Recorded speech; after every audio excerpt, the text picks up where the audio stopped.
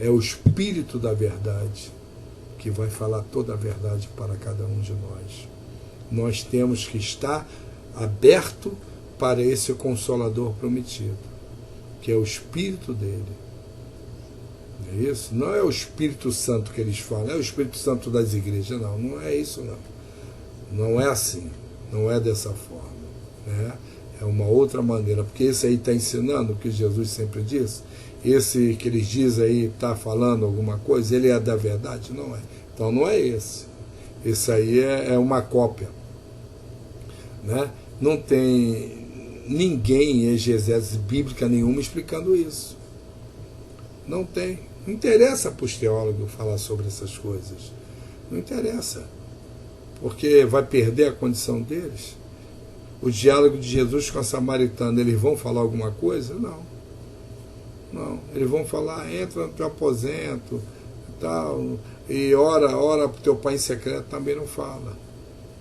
A ressurreição de Jesus evitaram essa teoria de ressurreição da carne.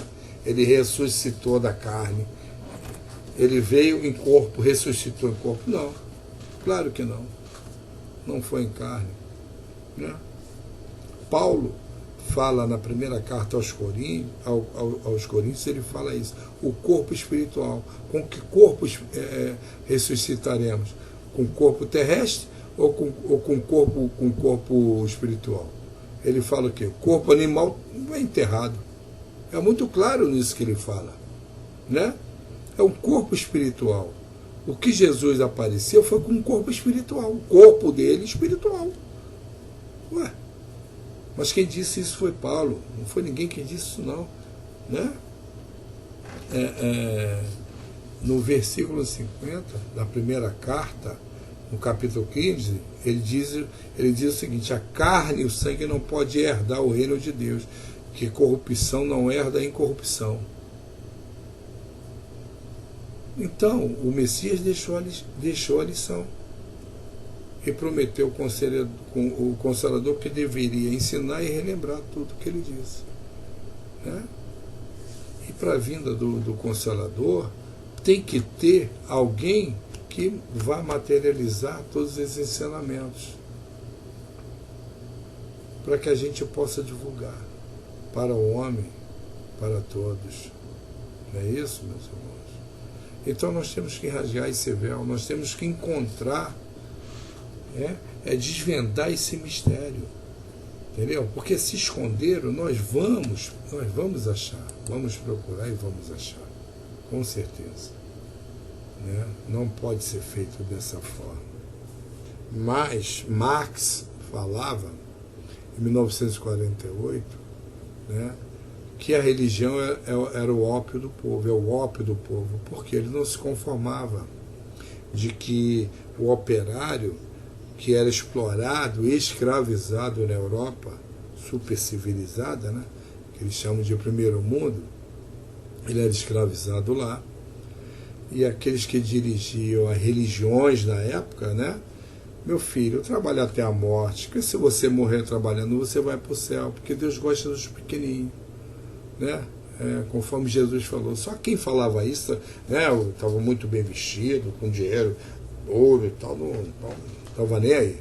Né? Marx falava com razão. Outros pensadores, Augusto Comte, em 1947, o seu positivismo, ele nega perenemente, né, como até hoje, tudo aquilo que é transcendental, que foge à análise física. Ele nega a alma, nega o espírito, nega tudo. Aquilo que não pode ser materialmente medido, pesado, equacionado, ele nega. É fruto de quê?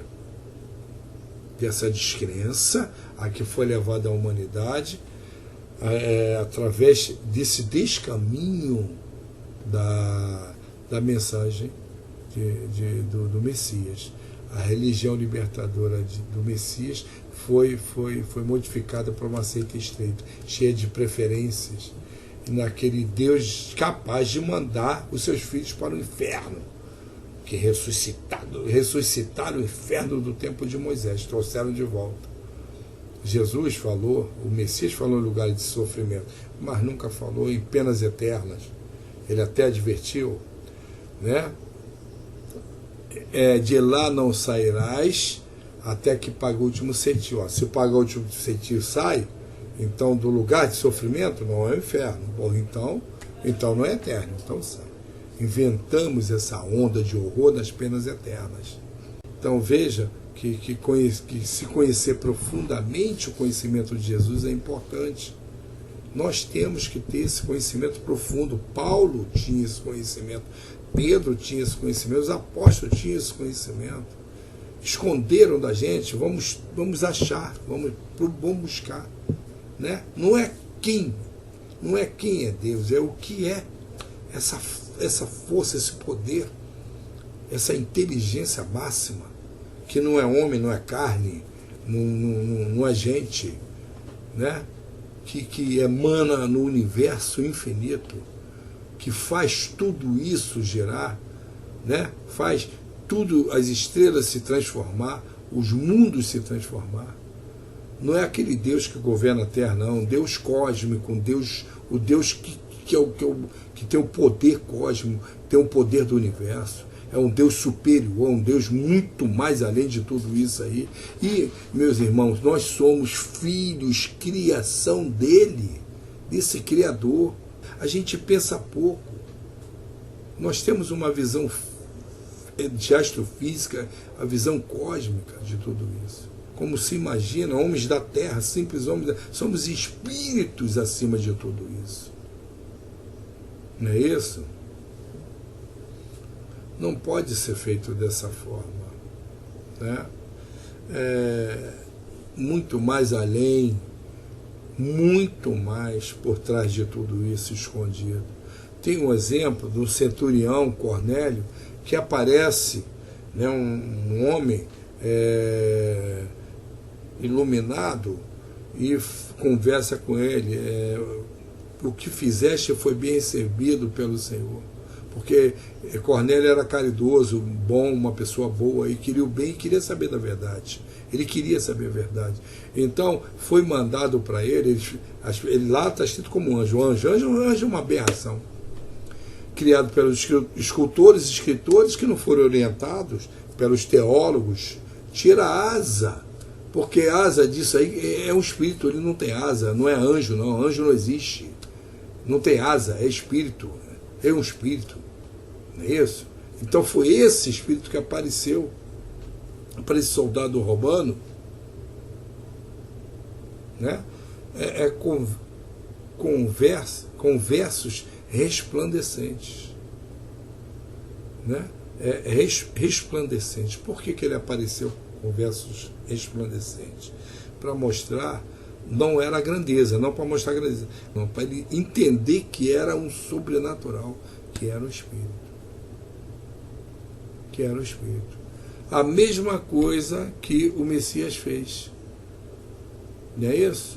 Lá estava também, por exemplo, dois jovens, né, que também diziam que eram dois anjos, que conversou e falou: quem você procura não está aqui.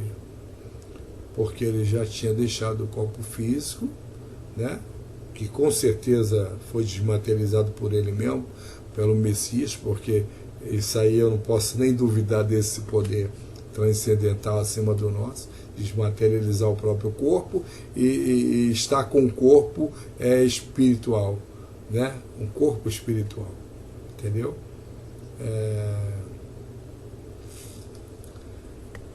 Então, na realidade, essa história vem, esses libertadores foram sepultados. Então eles criaram essa história de que Jesus ressuscitou o corpo físico. E histórias mirabolantes. O homem tem uma mentalidade orientado pelo seu maior, pelo seu príncipe maior, né? Que eles estavam sempre... É uma criatividade humana, né? Sempre criando, sempre inventando, sempre... são semeadores do joio, semeadores do joio, né?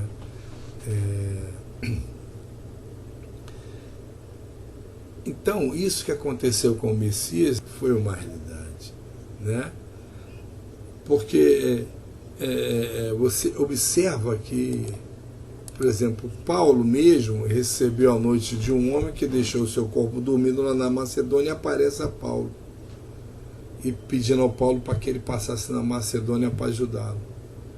João Ferreira de Almeida, está lá o título, A Visão de Troas.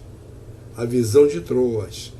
Paulo estava em Troa, e esse homem veio da Macedônia, e pediu para que ele aparecesse lá, ele viu. É um desdobramento espiritual. Com certeza deve ter sido isso. E Paulo seguiu para a Macedônia, no versículo posterior fala sobre isso. Uma outra passagem, Pedro estava preso, e você procura ver, Paulo Estevão também está falando sobre isso. Pedro, estava preso, o Espírito o libertou, ele saiu da prisão tarde da noite, bate na porta da casa de Maria, mãe de João Marcos, e uma menina atende, e ela pergunta quem é, e ele diz Pedro, e ela sai correndo, em vez de abrir a porta, coisa de criança, e ela vai, o Pedro está aí, né?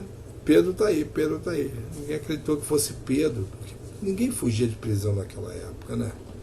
Nem na época da Inquisição, ainda mais naquela época também, do João Mano. Deve ser o anjo do Pedro. Que anjo? Porque eles também achavam que era anjo também, anjo tem asa, porque anjo voa. Todas as visões das histórias bíblicas que eles falam em anjo, na verdade não são anjos, são espíritos. São espíritos, não são anjos, que vêm em forma humana, né? Aí como é que é esse anjo? Aí tira a roupa e sai voando. É isso, né?